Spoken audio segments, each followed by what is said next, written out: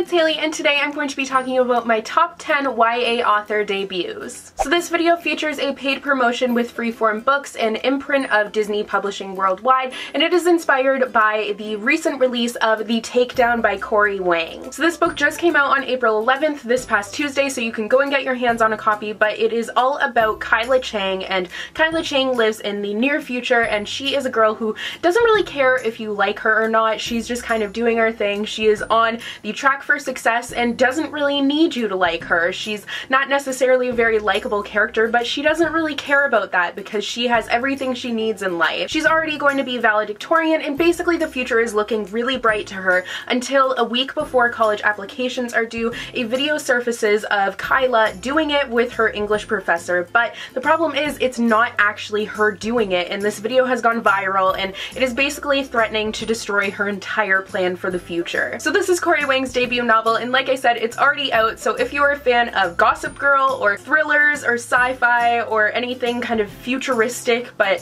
has some catty girls in it basically, then it sounds like something you would really enjoy. So in case you guys aren't sure what I mean by author debut, all of the novels that I'm going to be talking about today are the author's first novels, so their debut novels. So those authors may have written more books, but these are just their first books that I can't believe it is their first time having anything published, because some of them write like they are seasoned writers right out of the gate, which is crazy. So let's just get into the video. So first up is Looking for Alaska by John Green. So Looking for Alaska is John Green's debut novel. He has quite a few other novels, but Looking for Alaska is one of my favorites, and I cannot believe that this is his first ever novel because it reads like it was written by an author who has been writing for an eternity. Like, the symbolism in it is crazy, and it's something that like my English major self just gets so excited about. It's so well thought out and really just a thought-provoking read, and honestly reads like it is his like 10th novel. Next is Snow Like Ashes by Sara Raasch.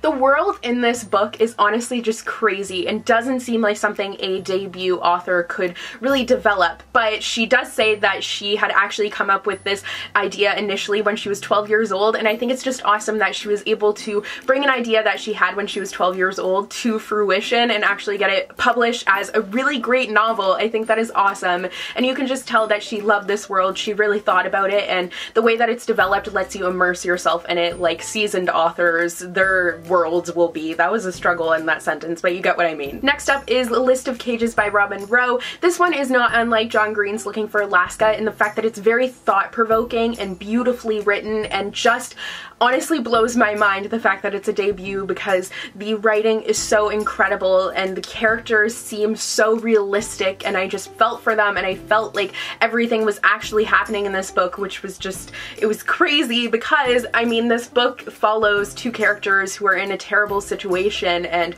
I just, oh my god, I can't believe that she was able to create such a realistic story with her first novel. Next up is Everything Everything by Nicola Yoon. Now I will say I prefer Nicola Yoon's second novel over this one, but at the same time, this one is still really great. The only thing I didn't like about this one was the ending, but that being said, the writing for this debut is amazing. The concept is really cool. It's all about a girl who she is sick and allergic to everything in the world, so she has just been, she's basically kind of like a bubble child, and eventually a boy ends up moving in next door and they end up striking up a relationship, and her writing of relationships is just beautiful. She really writes novels that make you think, and I think that is so important. I mean, reading should be making you think, and she does a great job of doing that in building these amazing relationships that just keep you wanting to know what's going on and reading so quickly because you want to know what's going to happen to these characters. You become so invested in their lives. It is crazy. Next up is The Wrath and the Dawn by Renee.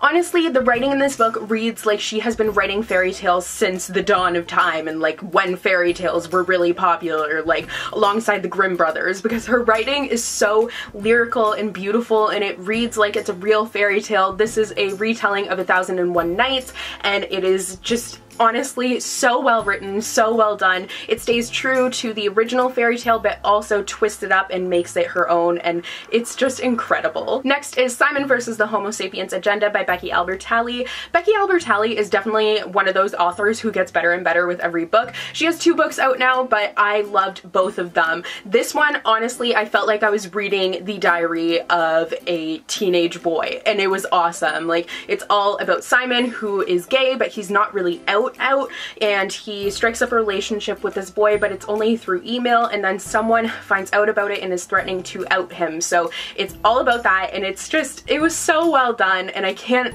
wait to see it become a movie. I think it's going to be an amazing movie. Next up is The Hate U Give by Angie Thomas. This book has been getting so much hype surrounding it lately, within BookTube, outside of BookTube. It's been getting a lot of adults to even pick up YA novels for the first time in a long time, which I am so excited about, and it is for good reason, because this book was incredible. It is inspired by the Black Lives Matter movement, and it is so well done, and honestly, if I'm going to say one book is thought-provoking, I've said it about like 3 books in this video, but this is the one that really makes you think and makes you pay attention to something that is so easy to ignore because of how media is portraying things. It is just such an unflinchingly honest portrayal of the situation over in the States right now, and it is heartbreaking but amazing and such an important read. And Angie Thomas has such a well-developed voice, and I think it's something that I'm seeing a lot of people being able to identify with, and I think it's so important to have diverse books right now that people can identify with, and Angie Thomas is adding to a conversation and really starting a conversation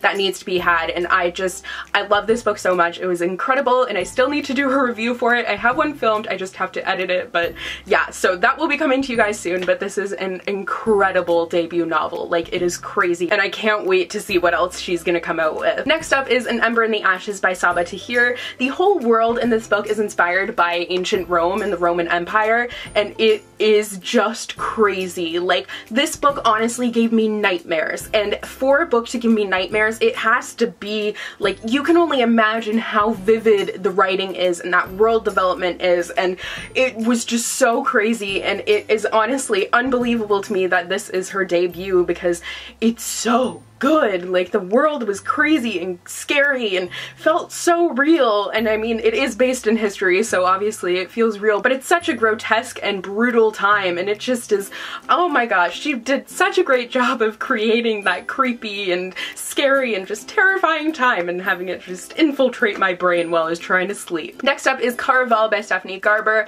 I loved the familial relationships in here, specifically the sister relationship. I thought it was so well written and really reminded me of myself and my own sisters, and the creepy kind of circus carnival thing we have going on here, just kind of turning the concept of a carnival on its head and picking out all the creepy things and creating this whole thing surrounding it was awesome and so well done. And there was this whole mystery that you were unraveling as the book goes on, and I don't generally enjoy mysteries, but this is one that I really liked, and that had a lot to do with the writing and how great it was. And the final book on my list is Throne of Glass by Sarah J. Maas. Throne of Glass is a debut novel. Like, how crazy is that? Because honestly, Sarah J. Maas writes with such a sophisticated writing style right out of the gate. It is like she has been writing fantasy novels since she was born. It is crazy the way she's able to develop these characters and build this world and keep you intrigued and just wanting to know what the heck is going on the whole entire time. It's just, it is unbelievable to me that this is a debut novel, because I can only hope to write half as good on any of my novels. Like, even when I write a bunch of novels, they won't even be half this good, I don't think. So like, I can't believe it. So those are all of the author debuts that I had to talk about today. Thank you so much to Freeform Books for sponsoring this video. Be sure to go and check out The Takedown by Wang and see if it sounds like something that would interest you. And yeah, I hope you guys enjoyed this video. Let me know what some of your favorite author debuts are, and yeah, I will see you guys in the next video. Bye!